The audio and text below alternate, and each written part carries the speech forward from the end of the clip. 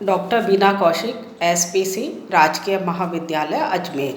आज का मेरा टॉपिक है प्राचीन भारतीय इतिहास के प्रमुख स्रोत और पार्ट फर्स्ट।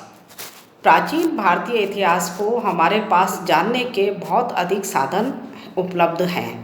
प्राचीन भारतीय इतिहास भारत के लिए गौरव का विषय रहा है, परंतु इस युग का क्रमबद्ध ज्ञान प्राप्त करने के लिए हमारे पास प्रामाणिक स्रोतों का अभाव या ऐतिहासिक तथ्यों का अभाव रहा है। इसी कारण कुछ विदेशी और भारतीय विद्वानों ने ये प्रमाणित करने का प्रयास किया है कि प्राचीन काल में भारतीयों में ऐतिहासिक बोध या हिस्टोरिकल सेंस का अभाव था अथवा वे इतिहास लेखन के प्रति उदासीन थे। परंतु आलोचनात्मक रूप से हम देखें तो कई विद्वानों ने ये स्पष्ट करने का प्रयास किया है कि प्राचीन काल में भारतीयों में ऐतिहासिक बोध का अभाव नहीं था।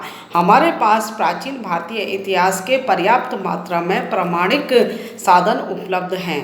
प्राचीन भारत में रचित विभिन्न धार्मिक ग्रंथ, उत्खनन से प्राप्त पुरातात्विक सामग्रियाँ, विभिन्न प्रकार के शिलालेख, मुद्राएं, अभिलेख आदि से स्वयं ही प्रमाणित हो जाता है कि भारतीय इतिहास के प्रति भारतीय लोगों का जो रुझान था वो सही था, उनमें उदासीनता नहीं थी। भारतीयों ने ऐतिहासिक ज्ञान को धर्म, नैतिकता, राजनीतिक, अर्थव्यवस्था, साहित्यिक आदि के साथ सम्मिलित कर दिया था। और हम देखें तो इसके प्रमुख कारण निम्न प्रकार से रहे हैं। पहला कि भारतीयों का भाग्य पर विश्वास था, जिसने उन्हें सभी भौतिक घटनाओं के प्रभाव से दूर रखा। दूसरा, भारतीयों ने ऐतिहासिक घटनाओं और किंवदंतियों में कोई अंतर नहीं किया। तीसरा, हम देखें कि प्राचीन काल में लोग ऐतिहासिक घटनाओं को लिखने के स्थान पर याद कर लेते थे। चौथा, भारतीय समाज अध्यात्मक प्रधान होने के कारण प्राचीन इतिहास लेखन के प्रति कुछ उदासीन रहे। तो प्राचीन कालीन भारतीय इतिहास का जो हम अध्ययन करते हैं उसके हमारे पास जो सोर्सेज हैं वो प्रमुख रूप से धार्मिक अधिक हैं। हालांकि उत्खनन से हमें कई पुरातात्विक साक्ष्य हमारे पास उपलब्ध में हैं, जिसके कारण हम प्राचीन भारतीय इतिहास के बारे में विभिन्न तर्क दे सकते हैं, उनका इतिहास की हमें जानकारी मिल जाती है। अब प्राचीन कालीन जो हमारे पास जो इतिहास है उसमें हम देखें कि उसको हम प्रमुख रूप से दो भागों में बांट सकते हैं। पहला है साहित्यिक स्रोत और दूसरा पुरातत्व संबंधी सामग्री।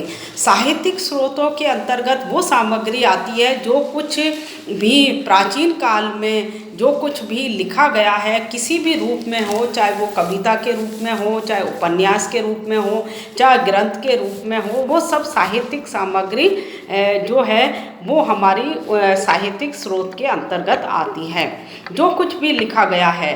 और पुरातत्व संबंधी सामग्री वो सामग्री है जो कि उत्खनन के द्वारा जो कुछ भी सामग्री निकली गई है वो खुदाई के द्वारा, और या जो विभिन्न राजाओं या विभिन्न व्यक्तियों के द्वारा जो कुछ भी बनाया गया है वो सब पुरातात्विक साक्ष्य हमारे पास उपलब्ध हैं। इन दोनों से ही प्राचीन कालीन भारतीय इतिहास का निर्माण होता है। अब साहित्यिक सामग्री में हम देखें तो हमारे पास दरबारी इतिहासकार जो राजाओं के दरबार में नियुक्त होते थे, राजाओं द्वारा नियुक्त किए जाते थे, वो दरबारी इतिहासकार हैं। और समय समय पर आने वाले विभिन्न विदेशी यात्री हैं जिन्होंने कि भारत की यात्रा की और भारत के बारे में महत्वपूर्ण जानकारी उन्होंने दी है। लेकिन दरबारी इतिहासकार और विदेशी यात्रियों का जो विवरण है, इस विवरणों में कई महत्वपूर्ण अंतर है। प्रमुख रूप से हम अंतर देखें तो दरबारी इतिहासकार दरबार में रहते थे, जनसाधारण की स्थिति का उन्हें जानकारी नहीं होती थी, जबकि विदेशी यात्री जनता के बीच घूमकर अपना यात्रा विवरण देते थे। दूसरा अंतर हम देखें तो दरबारी इतिहासकार राजा के आदेश से लिखते थे, विदेशी यात्री अपनी इच्छा से इतिहास उन्होंने लिखा है। तो इसी कारण से दरबार में नियुक्त जो व्यक्ति है, जो इतिहासकार है या कवि है, वो राजा की आज्ञा के अनुसार उसके अनुसार ही इतिहास लिखता है। तीसरा अंतर हम देखें तो दरबारी इतिहासकार राजा को खुश करने के लिए कई चीज़ों को छुपाते थे। उदाहरण के रूप में हम देख सकते हैं बाणभट्ट ने हर्षचरित में चालुक्य शासक पुलकेशिन सेकंड द्वारा हर्षवर्धन को पराजित करने का उल्लेख नहीं किया है। विदेशी यात्री इसका विवरण दे जाते हैं। चौथा अंतर है विदेशी यात्रियों को भाषा, जो कि उस समय भारत में प्राचीन काल में संस्कृत भाषा चल रही थी, उसकी ज़्यादा जानकारी नहीं थी। दूसरा, वो कम समय भारत में रहे, यहाँ की सामाजिक, आर्थिक, धार्मिक और भौगोलिक स्थिति को कम समय में समझना आसान नहीं था। अगला अंतर हम देखें तो विदेशी यात्री नोट्स बनाकर अपने देश में जाकर उसे किताब का रूप देते थे, जिसमें भूलने की संभावना अधिक होती थी।